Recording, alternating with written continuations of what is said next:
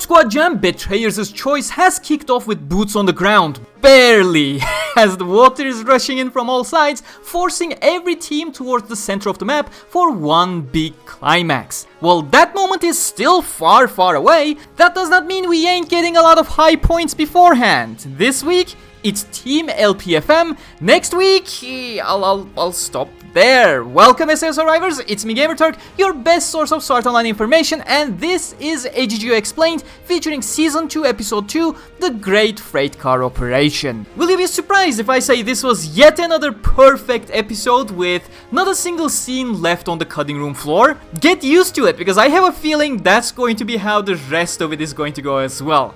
That makes my job here in an explained video a whole lot easier, even though this episode actually featured things for me to explain this time around, so I'm kinda happy for both sides. Why didn't the mob just start throwing grenades? Why is everyone so scared of even touching the water and all those kinds of stuff we're gonna talk about here. As expected, Episode 2 has adapted AGGO Volume 4, Chapters 3 and 4, about 55 pages worth of content. Once again, on the high side, but once again, trimming extreme gun-related details is something that benefits AGGO in visual medium. This week we had a full-on focus on Team LPFM, and for next week, Len and Fuka are not even sure if they will be featured at all in the next episode. So, for now, let's sit back and enjoy what we got, shall we? But if you're new to my Explained series, what I do here is essentially provide you with all the key information from the source material, light novels. And this AGGO Explained is brought to you by my Amazon affiliate links for Sword Online, Alternative Gun Gale Online Volume 4, Third Squad Jam, Betrayers' Choice Start, and Volume 5, Betrayers' Choice Finish, since we're likely wrapping up Volume 4 within the next 2 episodes. If you're interested in reading the full story with all of its details, check the description for the links. But with that, let's cast away the sly foxes spreading misinformation and get on with AGGO Explained. The episode begins with Team LPFM spawning in their corner of the map, only to encounter a vast ocean, and quickly, after the initial satellite scan, they realize the water is indeed rising. So, yes, the water is basically your mist, or whatever your given battle royale game calls it. The previous squad jams featured more natural ways of forcing players into each other. It was more encouraging rather than forcing, such as, increasing mobility options if teams are far away from each other, whereas Squad Jam 3 implements more of an enforcement here. A natural reaction to Team TS hanging out on the very edge of the map for the entire game and then coming down for the final kill to win the entire tournament in a very anticlimactic way. You may be confused why they are so worried about the water though. It's not like they will drown immediately, and the water itself moves reasonably slowly to be able to slog through it, just fine. This is a confusion that stems from a lack of explanation all the way from the main series SAO's Phantom Bullet adaptation that led to everyone's confusion as to why Len was losing HP despite clearly not drowning when she was lying in a puddle back in AGGO Season 1. The thing is, water in GGO is considered poisoned, causing you to lose HP even if you're not completely submerged in it. That is also why when you see the other 3 top-seeded teams, MMTM, Shink, and Team TS are the only ones who are completely flabbergasted by the situation. They have perched on top of an apartment in the cityscape area for reasons that are not explained at the moment, but pieces you can put together, especially if you saw the hints in my previous episode 1 explained video. If you haven't, don't worry, the individual stories of the teams with their own ambush is going to be in the upcoming episodes, even though TS's montage will likely be very, very short, but it's going to keep on giving throughout the entire season. You can trust me on that one. Either way, when TS realized the water was indeed rising a little too late due to being preoccupied and trusting in a certain plan they initially had, and found themselves basically landlocked onto the apartment with the flood already reaching the streets, preventing them from heading back out in any way, shape or form. You may rule them out of the competition entirely, but the story is called Betrayers' Choice for many reasons, Team TS and their fate in this competition being one of those reasons. One problem I have with the portrayal though is that Team TS is sadly portrayed on a building that is not all that tall from what I can see. Other buildings are towering over it, which will have to be remedied, but yeah, I'll stay silent as to why. But let's head back to our main focus of this episode, Team LPFM. I'm not gonna talk about the unknown area in the center, we covered that perfectly fine in the anime. However, one skipped bit during Pitohui's excitement about the crazy mind of the new sponsor was the admission that she herself, or rather Kanzaki Elza, was the sponsor of the second squad jam, which she had done solely because she missed the first one. Pitohui is kind of a sore loser in that sense. But with the first scan, we also received the first set of flares with the teams colluding against the contenders.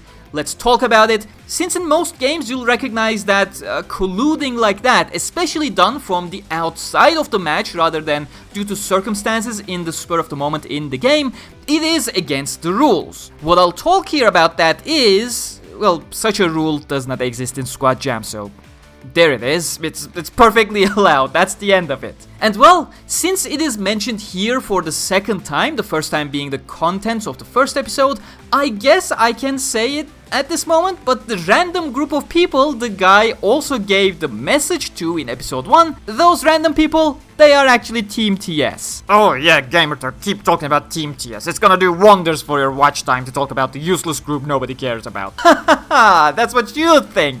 My job is to inform, not to entertain. But Team TS, they will entertain.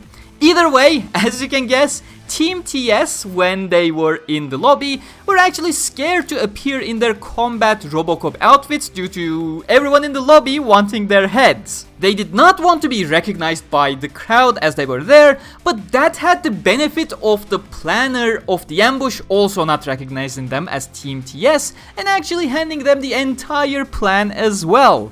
And Team TS therefore were able to counteract the ambush plan with incredible efficiency, the contents of which are the topic of another episode. I love the chase scene of LLENN, especially the cut where she is jumping through the wagon seer, beautiful shot. But in episode 2, we only follow LLENN, whereas if you look back on episode 1 cut of the same scenes, you can see that Pito, M and Fuka are basically at the edge of the train yard at that moment, waiting for LLENN to draw the enemy farther away, with M closely following the location of the enemy, so nice attention to continuity there. As a great example of why the anime can get away with adapting 55 pages yet managing such an accurate adaptation, the LLENN gets sniped in the leg shot that takes 13 seconds of screen time here. That entire scene in the books was from the POV of the sniper going into detail about the gamble he had taken on believing LLENN would cross this path eventually while running away, while his team did not believe in him and went for close quarters to steal the kill, and how he failed to take a proper shot and only grazed her leg due to the wind. That was about 3 pages total from both perspectives, with a lot of details that are not relevant or can be conveyed visually or audibly. So again, AGGO is doing a wonderful job here adapting its source material. And what comes afterwards, using one of the plasma grenades with M just sniping it out of the air for a signal, it's wonderful stuff. The reason why they did not use a flare, of course, was the wind itself. M wanted a marker to be more accurate than a flare. A grenade would also be affected, of course, but much more minimally compared to a lightweight flare that would immediately fly away with the wind. And the title card is actually the ending of chapter 3 and the beginning of chapter 4 in the books, the chapter that gave this episode its title, The Great Freight Car Operation. Perfect ad break marker right there. I just love the scene where Pito just goes up, says hi to everyone, asks how they're doing, tells everyone she's doing good, and just goes back down. in the light novels, one person in that group was actually kind enough to go, "Oh, hi," in response, which was not included in the anime. Quite a disastrous cut, I know, I can't decide which is funnier. Some guy answering in kindness while completely dumbfounded, or Pito just having a monologue without a care and going back down. I'm just gonna say both. Both are absolutely beautiful. But the key information that you absolutely need to know here is, did you know that some of these scenes actually had a hand from a fellow SAO Wikia member? Celeste the Baguette has worked on some of these cuts with the mob encircling the wagon, so a special congratulations to him for making his grand debut in animation with a Sword Online project, no less. From here onwards, the moment there are inaccuracies, I know who to yell at for absolutely no reason. But returning back to Pito, she's crazy, but she is not an idiot. She's basically toying with everyone around as a distraction to commence her plans without them realizing. Taunting them was one of those, not even fire a single shot was one of them as well. The anime glossed over it in simple terms that people would remember her photon sword, but I imagine the real link did not quite click for you. Back in Squad Jam 2, Pito had actually made holes in the log house using the photon sword to observe and accurately target them from inside the room without them realizing. If I remember correctly, Season 1 did not go into detail about this aspect back then either, so since she was using literally the exact same tactic against people who had literally watched her from the stream do that in the previous tournament, all of those distractions, they were quite necessary. In fact, as you can see in the anime, she always made 2 matching holes, one to look through and one to shoot through. Because unlike the log house, their guns would not be able to penetrate through the wagon. Another question I received, it was from Valga from SAO Wiki actually, about why the group never threw any grenades to begin with. And you see, that was their plan already, but your arm is only that strong. They were basically trying to reach a close enough distance to be able to throw their grenades into the wagon, but obviously guns have a longer range than their arms, so Pito's plan never allowed them to get close in the first place. They eventually figured to use a grenade launcher, the only one they had left, but Pito took care of that in an extremely cool fashion, and Fuka just shot back in the exact same trajectory. I just wish the anime did not go for a pitch perfect accuracy to visualize it, but rather, have a little bit of a variance, but meh, it does the job, and most of you can realize it's just for visual sake. And of course, one last mention, the Expendables crew are back from Season 1, with Chuck Norris and Sylvester Stallone being the ones I recognize. I was never an involved fan, so if there are any other Expendables fans out there, do let me know in the comments with all of them that you recognize here. But that's pretty much it from this episode. If you have any questions or uncertainties, as always, ask in the comments and I'll respond. It's not the visceral massacre that some of you may have expected, with your mind going to Pito's rampage in Squad Jam 2, but, well, just hang in there for a week, next weekend, and you'll get a very, very personal one. Episode 3 is titled Clarence and Shirley, 2 side characters from SJ2 that are getting one of the highlights of Squad Jam 3. I once again expect them to adapt 2 full chapters here, bringing us like 10 pages away from finishing the book, but I'm relatively certain they'll get there on episode 4 with some content shuffling from volume 5 as well. Ending of Clarence and Shirley's chapters, they are perfect enough for a full episode ending that simply cannot be thrown to waste. If you made it this far into the video, comment Felicitación Celeste. You spell it exactly how you see it on the screen, not a single normal E please, I completely disallow it. All the E's with the apostrophe over them, that is very important. You are also very much encouraged to decorate your comments with emojis of baguette, wine and the French flag of course.